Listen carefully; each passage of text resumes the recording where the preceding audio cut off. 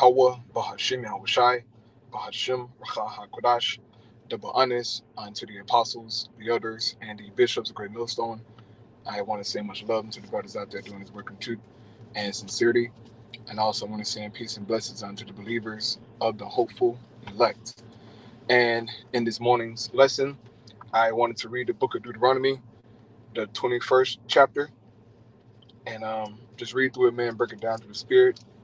Yesterday, I went into Deuteronomy chapter 20, so I'm going to go into 21 in this lesson, and Lord willing, this be edifying to you, brothers and your sisters out there, okay?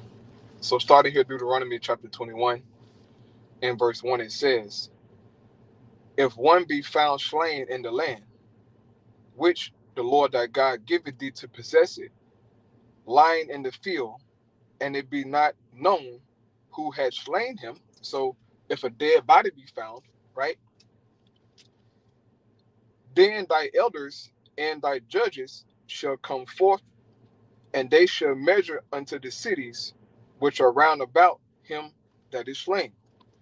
And it shall be that the city which is next unto the slain man, even the elders of that city shall take a heifer, which had not been wrought with, and which had not drawn in the yoke. So the city that's close to the dead body, those elders that's in that city, they would pretty much have to make a sacrifice, saying that they didn't had nothing to do with this dead man being near their city. Okay, and Deuteronomy going to explain it here.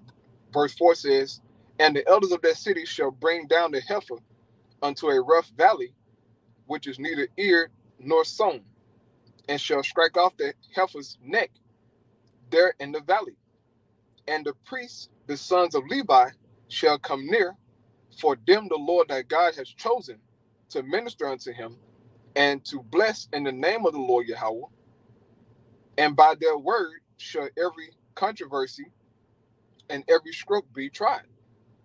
And all the elders of that city that are next unto the slain man shall wash their hands over the heifer that is beheaded in the valley.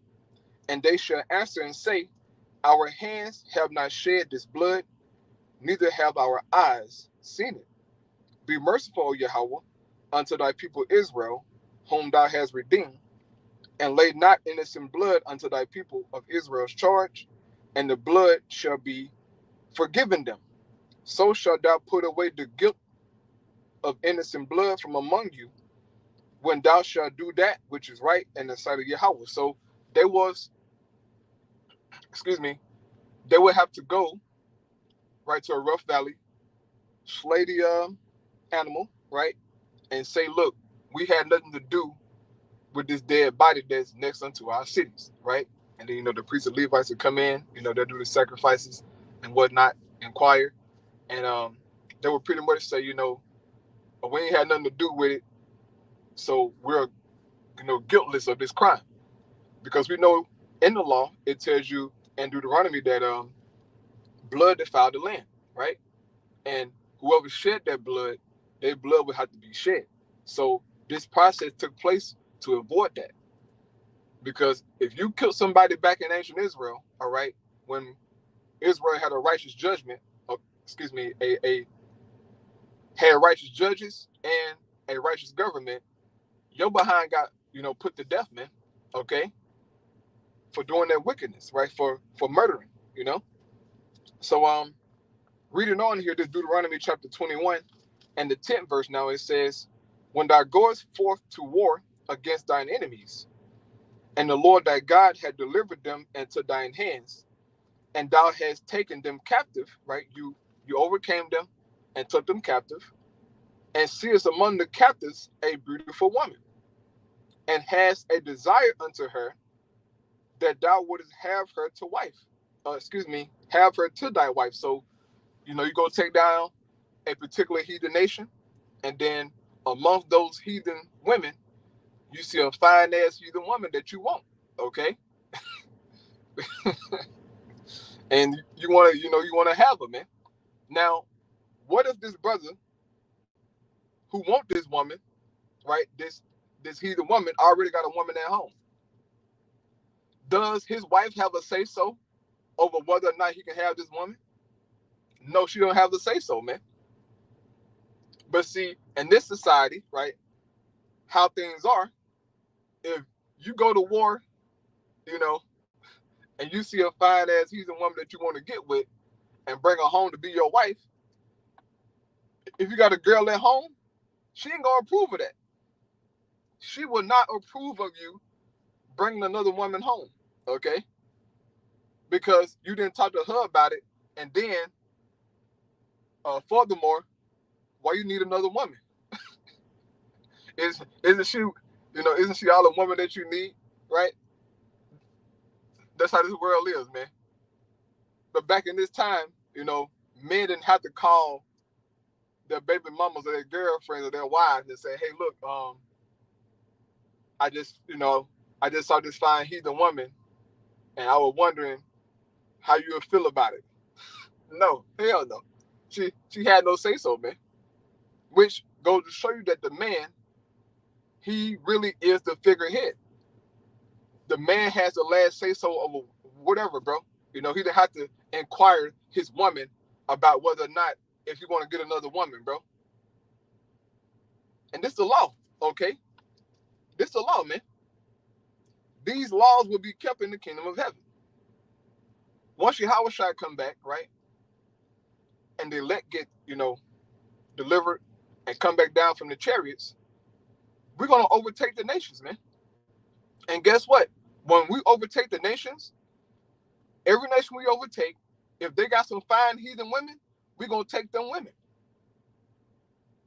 And we ain't going to have to inquire an Israelite woman and say, "Hey, look, baby, how you feel about me getting this other woman?" Hell no. She won't have to say so. That's how it was back in the ancient world. Our forefathers, when they took down heathen women, heathen nations, and they saw a fine heathen woman, they did not have to inquire their wife back home and say, "Hey, look, baby, I'm bringing somebody home." No, they just did it, bro, because they had the power, But times have changed, But very soon, we going back to this, man. Verse 12 says, "Then thou shalt bring her home to thine house, and she shall shave her head and part her nails, and she shall put the raiment of her captivity from off her, and shall remain in thine house, and bewail her father and her mother a full month." So she get a full month, to grieve her parents, grieve her loss, right? It says, "And after that, thou shalt go in unto her and be her husband, and she shall be thy wife." So after that, you can pop her. That's how it went down, man. And it's going back to that, okay? This is the law of the Lord.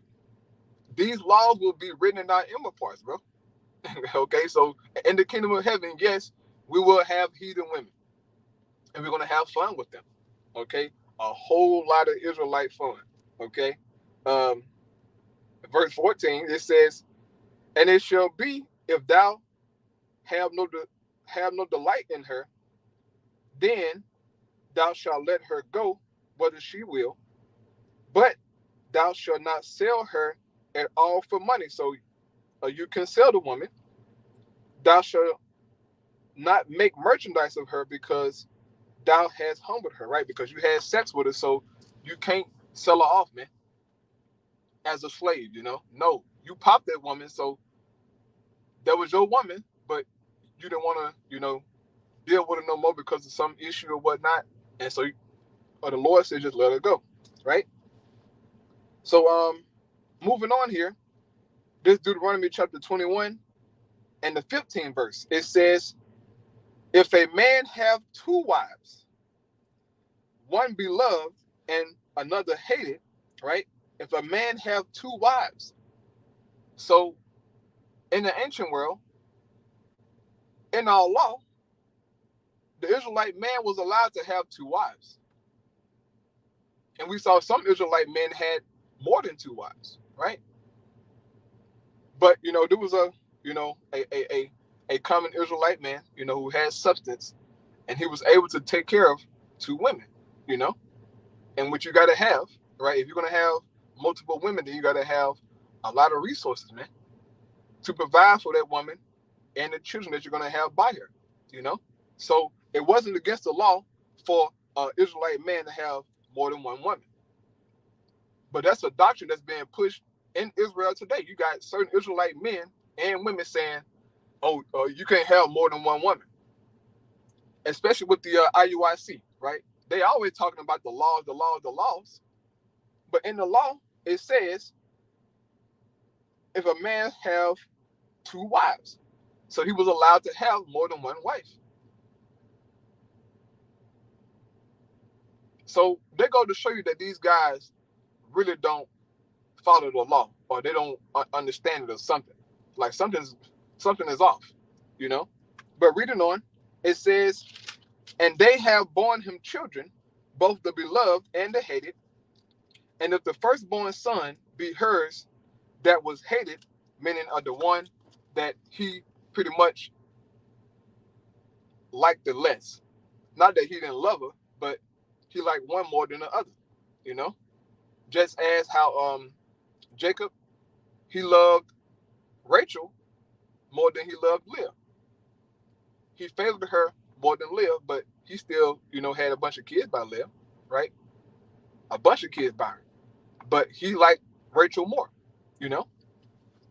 It says, then it shall be, when he maketh his sons to inherit that which he had, that he may not make the son of the beloved firstborn before the son of the hated, which is indeed the firstborn. So he couldn't put the child by the woman that he loved the most over the child by the woman that he didn't like the most, you know? That son had the right to the inheritance because he was the firstborn, right? It says, but he shall acknowledge the son of the hated for the firstborn, by giving him a double portion of all that he had. For he is the beginning of his strength. The right of the firstborn is his. So the inheritance went to the firstborn. Okay? That's how the Lord set it up. Verse 18, it says, if a man have a stubborn and rebellious son, right? A wicked nigga, you know, like today. It's a lot of Israelite sons are rebellious, man. These little gang banging TikTok niggas, you know, they very, very rebellious, man. It says, if a man have a stubborn and rebellious son, which will not obey the voice of his father or the voice of his mother. So he won't listen to his parents, man, at all, you know. He just a hard-headed nigga, right? It says, and that when they have chastened him, will not hearken unto them. So even when they whoop him, he still won't listen, man. Matter of fact, he get worse, right? I've seen some cousins, like I got some cousins who, you know, they used to get whippings and them niggas got worse. Okay? I mean, they got worse, man. I got some cousins, that niggas crazy. And guess what? Them niggas in jail, you know, or they been to jail, right? Constantly. I mean, crazy, man. Like, whippings don't fade them. They got worse, man, you know? It says, verse 19, then shall his father and his mother lay hold on him and bring him out unto the elders of his city and unto the gate of his place, and they shall say unto the elders of his city, this our son is stubborn and rebellious. He will not obey our voice. He is gluttoning and a drunkard. So this is a lazy nigga, man. Eat up all the food, right? Always playing the game, always drunk or high, you know. He just don't do nothing, man. Just a no good nigga in the house, sitting around, you know. Nigga 25, 30 years old, still at home, in his room, you know. Just, you know, good for nothing, man. Right? It says, and all the men of his city shall stone him with stones, that he die. so shalt thou put evil away from among you, and all Israel shall hear and fear. So, according to the law, if you have a rebellious, wicked son, the scriptures say unalive that little nigga. Now, in today's society, if you do that, you will be, thrown under the jail. But back in Israel, that's how it went down. Because nobody wanted to raise a wicked and rebellious son, man. Because your children, right, are a reflection of you, man.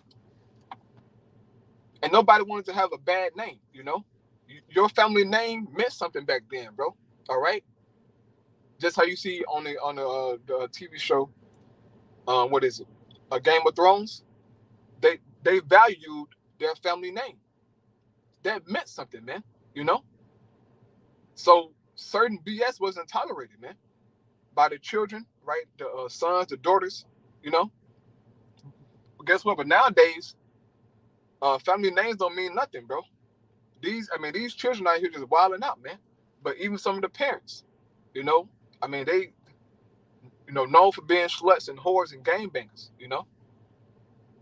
I'm sure we all seen families like that in the hood, This family, these niggas known for stealing, all right? Or they known for gangbanging or known for killing, right?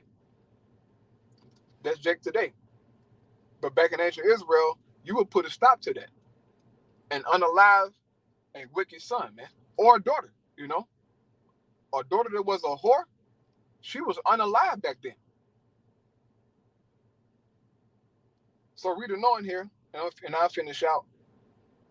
Deuteronomy chapter 21, verse 22, it says, and if a man have committed a sin worthy of death, and he be put to death, and thou hang him on a tree, his body shall not remain all night upon the tree, but thou shalt in any wise bury him that day. So if you hang someone on the tree, man, that very next day, that very same day, he's supposed to get buried, right? Now, back when Esau was hanging Jake, Esau would leave Jake on the tree all damn day. Sometimes for a couple of days, just to so-called, send a sign to the slaves, man. That was wicked, But Esau did that, okay? This devil was brutal, man. It says, for he that is hanged is accursed of the Most High, that thy land be not defiled, which the Lord thy God giveth thee for an inheritance. So that's how you're supposed to go about that situation, all right? And we know that Yahushua, he was hanged on a tree, right? And they buried him that same day, all right? In which, when he got hanged on the tree, he took on the curse, man, for us, all right? Which pretty was, pretty much was the penalty of death. That he really took away from us, all right? Was the penalty of us being put to death according to the law, okay? And that's in Galatians chapter 3, and also I believe that's in Colossians chapter 2, verse 13 on down. You can read it for yourself, but Lord willing, man, that was edifying. I'm going to close out here. I'll praise you. How about Shino Shai, Bashem Kadash, Shalom.